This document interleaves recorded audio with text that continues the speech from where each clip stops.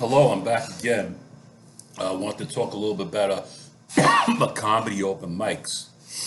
Recently, uh, on more than one occasion, other comics have actually, said to me, you should be performing in open mics. Why aren't you performing in open mics? Uh, uh, they keep telling it to me at this virtual open mic, which I've been attending regularly, and a comic outside an open mic asked me because he saw some of the videos that I post on Instagram. And, there's a long answer and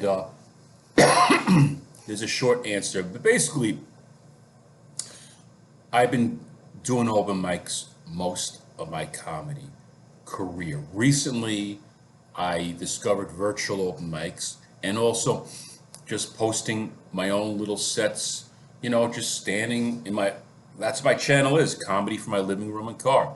Well, I don't have a car anymore, but I stand in my living room and I stand in the street and I just, post little jokes and I put it up there. And sometimes I get some views. I know on YouTube, I get, on Instagram, it's hard to tell. You don't know if you're getting views or not. And I don't get any likes, but that's besides the point. Um, why don't I do open mics anymore? Well, I do hang around open mics, okay? If it's a social atmosphere, meaning if I see a bunch of comics standing outside in the south, I'll go just to talk to them outside. If I don't see any comics standing outside, I usually don't go inside because it's inside the bar. I'm tempted to drink, and also I have trouble mixing in. I find it just hard to engage people in conversation. So I guess I could break it down into many different brackets of why. Well, first of all, the only people who are at open mics are the comedians. Okay, there's no bookers, there's no managers. Yeah, I mean, I guess if I traveled around and I went from city to city and I kept pounding open mics and I started hitting like the 3 minute open mic in a comedy club, eventually I would get discovered. I just don't have the energy. Maybe if I stopped eating gummies, stop drinking wine and liquor. Maybe I'd be more motivated. Maybe there'd be a fire under my ass. Yes, I take some accountability for my apathy. I'm not a young 20-year-old stallion anymore. It's a young person's game because as I hang around these open mics, the crowd gets younger and younger. And yes, there's a small group of comics who are producing shows, and some of them get to advance to be MCs, but it's only a small little group of friends that they're offering these opportunities to. And I'm a lot older. I'm irrelevant. Let's face it. They see me as, or some even joke and make jab me with old jokes. And yeah, I mean, I could produce my own shows and open mics. I used to do that when I first started doing comedy. I used to produce my own shows, and I remember, there were comics who were coming up to me, looking me up on Facebook, saying hello to me, being friendly as shit, kissing my ass. And as soon as I stopped producing shows and open mics, as soon as I just became a regular open mic comic, it was always me going up and saying hello to them. Always me liking and commenting on their posts on Facebook. Them totally just disregarding. See, I don't. That's what I don't like about the whole scene. That's why it takes a little piece. That there's other new comics who come on the scene and they think I'm a somebody. They think I'm a something, so they're friendly and they come up to me. And once they find out that I'm just a regular open mic comic, it's always me going up and being friendly to them and like pulling teeth just to get them to maybe say smile and say hello. I'm not kidding. Is this my impression? Is my impression warped? Well, to me, these are the lenses that I'm seeing. These are my experiences. And every time, and I'm not gonna lie, yeah, there were some mics that I've gotten a good feeling out of, that I had a good elation from, but it's redundant. And then they say what happens in Vegas stays in Vegas. What happens in an open mic stays in an open mic.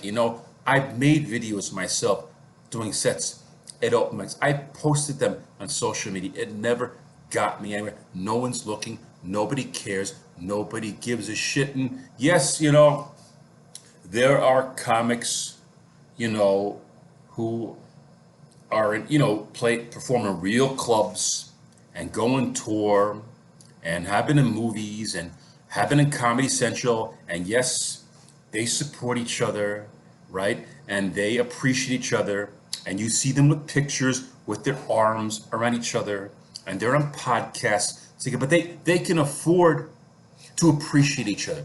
They can afford to support each other because they're recognized as comics. They're established. They have real gigs. They are working. They're past that jungle phase.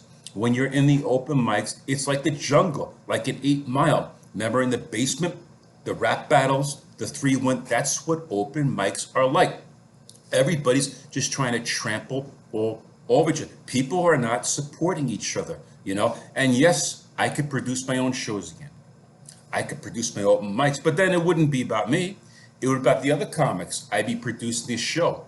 I would just be an MC. Yes, I get unlimited stage time. I get practice. I would get to be an MC because none of these little cliques are going to offer me an MC post in the bar. So yes, I would, but I've done it before, been there, done that, open mic'd it. I'm sick of it.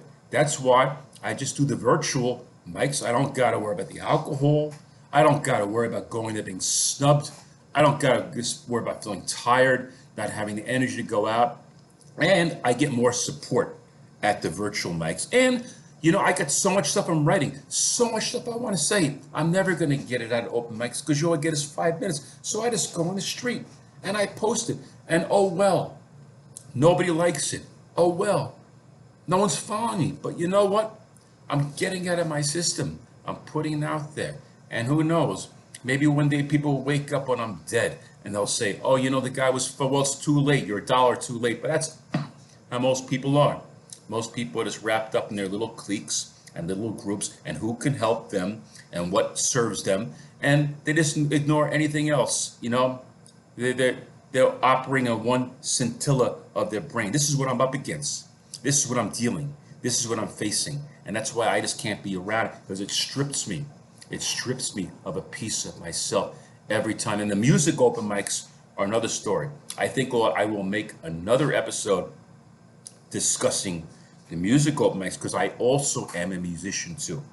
And I go back and forth between music and comedy.